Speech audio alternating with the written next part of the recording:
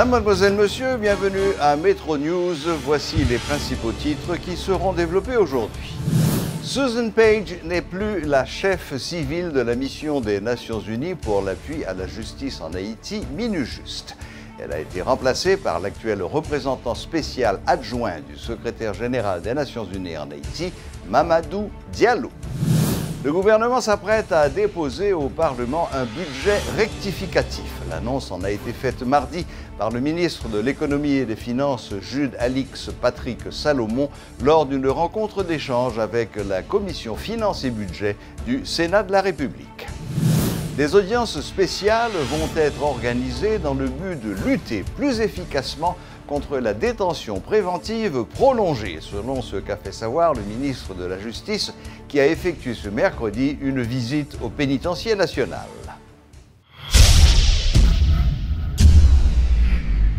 Metro News vous est apporté par Haytrack, l'esprit bâtisseur. Mobile 1, c'est plus qu'un lubrifiant. C'est le mélange parfait de plusieurs huiles qui se transforment en molécules pour vous permettre d'aller plus loin, beaucoup plus loin qu'avant. C'est l'évolution de votre moteur. Choisissez les lubrifiants mobiles. Ici, vit l'énergie.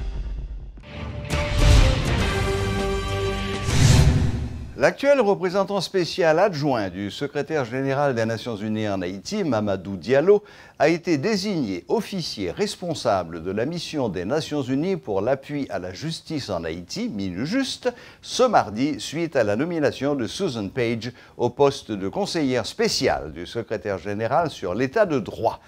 Le docteur Diallo, qui est également coordonnateur résident des Nations Unies, coordonnateur humanitaire et représentant résident du Programme des Nations Unies pour le développement, PNUD, dirigera la mission jusqu'à ce que le secrétaire général nomme son nouveau représentant spécial.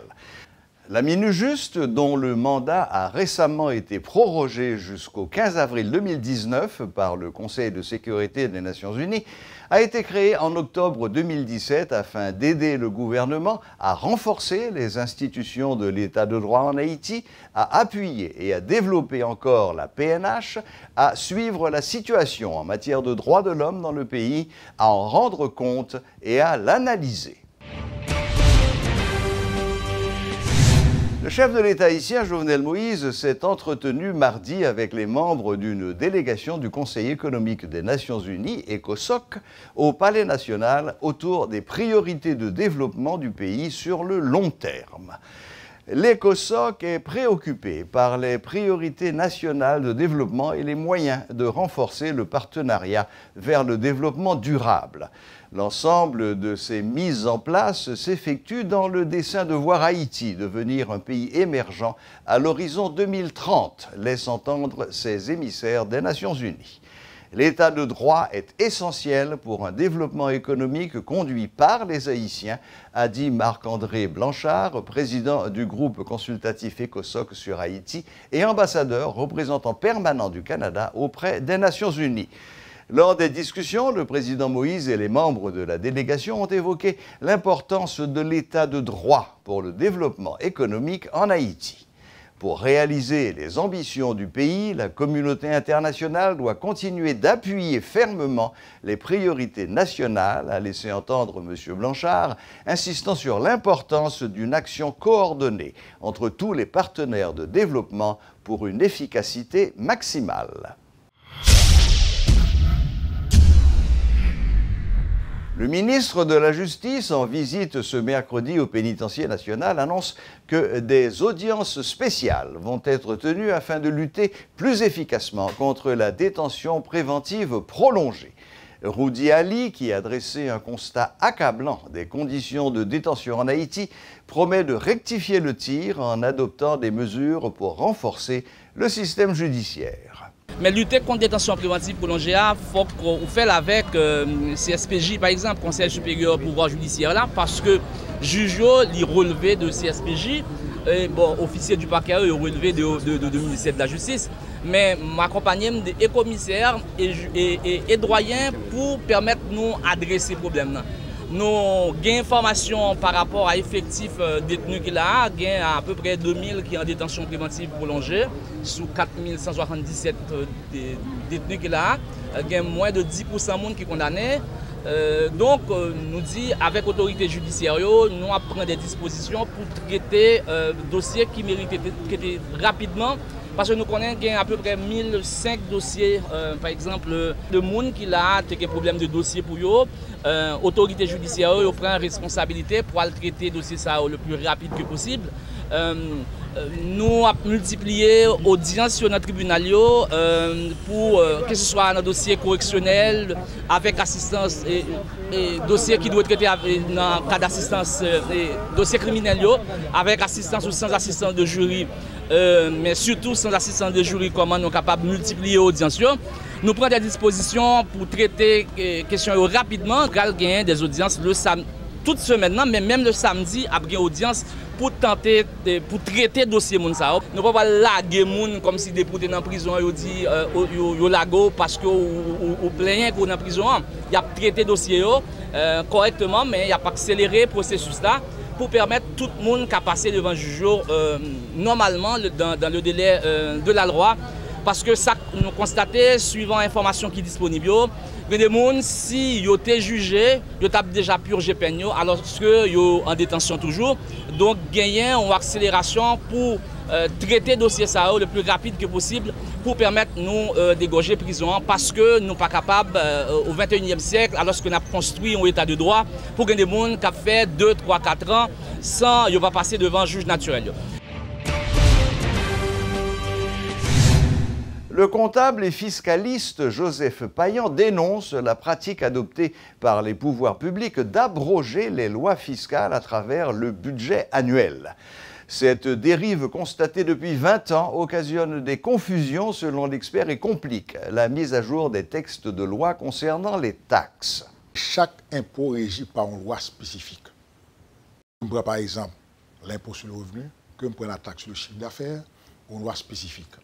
Maintenant, ça veut dire, que ça nous a supposé faire lorsque nous voulons abroger, amender, ou bien corriger, modifier un texte, un impôt qui a rapport pratiquement avec ta chiffre d'affaires, il faut que le texte ça directement pour me faire. Il faut que faire pareil au niveau impôt sur le revenu. Il faut que faire pareil au niveau de la patente. Autrement dit, lorsqu'on a déposé le budget, il faut que gagner ça l'alias fiscal. Ça veut dire, il faut que venir avec soumettre par le Parlement tout article spécifiquement que vous voulez modifier.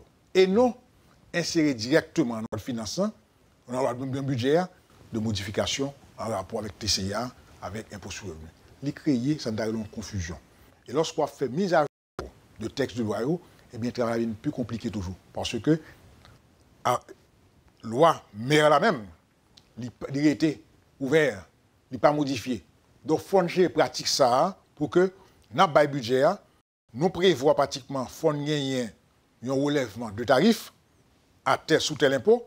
Et bien, il faut dans le texte principal, texte ça, qui régit ça, pour nous soumettre avec comme annexe à budget, de manière à ce que les faits ne pas créer trop de confusion. Ça, sont pratiques, il faut nous renoncer à lui.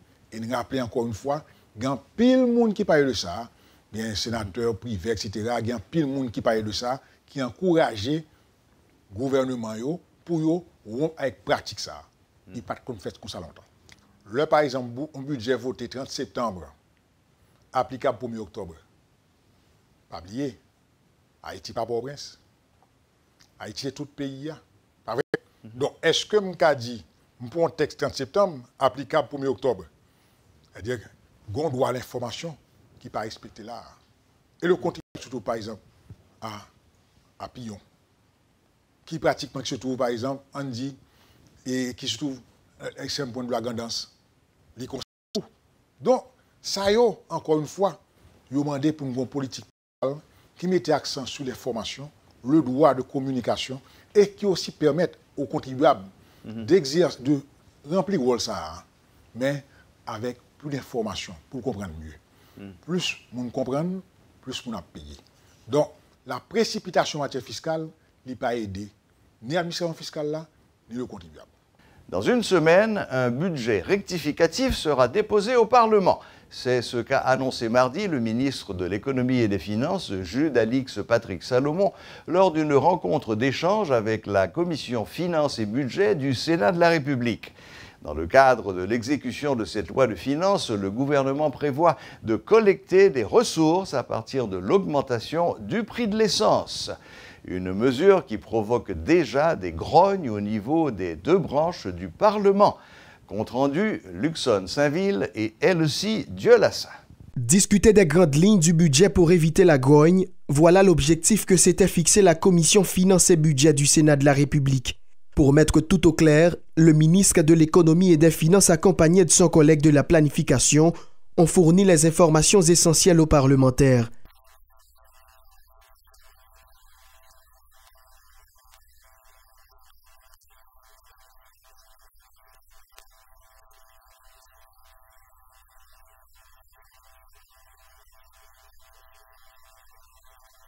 Par ces échanges, les parlementaires voulaient mieux s'informer pour discuter avec tous les acteurs concernés. Pourquoi un budget rectificatif plus de 6 mois après le début de l'exercice fiscal? La réponse de Jude Alix Patrick Salomon est claire et simple.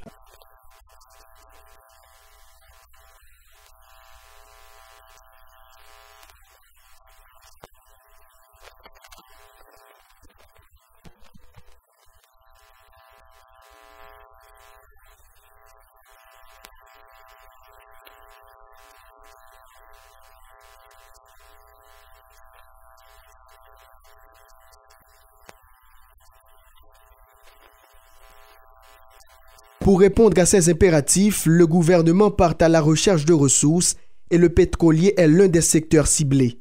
Va-t-il y avoir un ajustement des prix de l'essence à la pompe dans les jours à venir? Autant de questions auxquelles les journalistes voulaient avoir des réponses. Sur ce point, le ministre des Finances joue la carte de la prudence. Il dit vouloir agir tout simplement selon la loi.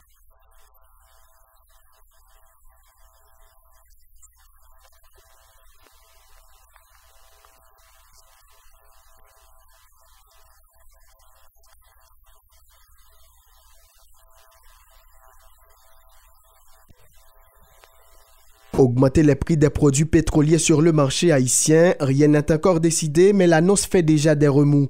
Le sénateur de l'Ouest, Antonio Cherami, opposant au régime en place, critique déjà cette décision annoncée. Monter gaz pour faire qui est plaisir, est-ce que c'est peuple haïtien qui déjà dans pile misère, il a fait plaisir, ou bien FMI? Parce que dans ça, peuple haïtien est là, on pas quoi pour voir ça, camper pour le dire, il peut monter gaz encore. À la Chambre basse, le sujet fait débat, les réactions fusent de partout. Pour Antoine Rodon, bien-aimé député de Cerca-Carvajal, l'ajustement du prix de l'essence serait une décision irréfléchie, une mesure malvenue. Ça veut dire, il y a tout dit maman, papa petite, nous pas envoyer tout le monde l'école encore, nous mettons casser toute assiette, casser toute chaudière, pas gars faire manger la caille nous encore. Il y a déjà pas qu'à pour un an, jodi a, c'est abcès sous clou. En attendant l'application de ces mesures, le ministre des Finances et les parlementaires annoncent l'ouverture de discussions avec tous les acteurs, dont les syndicats de transport, en vue de clarifier cette décision et d'éviter tout malentendu. Dans le culturel, la jeune chanteuse haïtienne Yama Laurent a été sacrée championne de la 6e édition du grand concours La Voix The Voice Canada en interprétant la ballade écrite par Garou, Un peu de nous.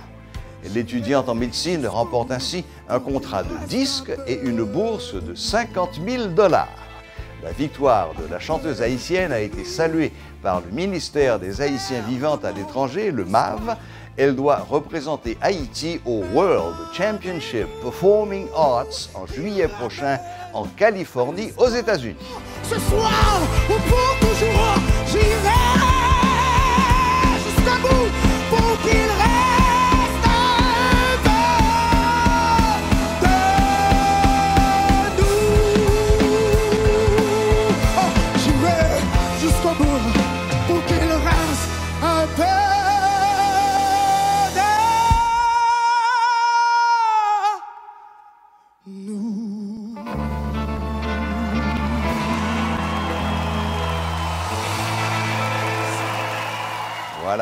la boucle est bouclée. Merci de votre fidélité et à la prochaine, même heure, même chaîne.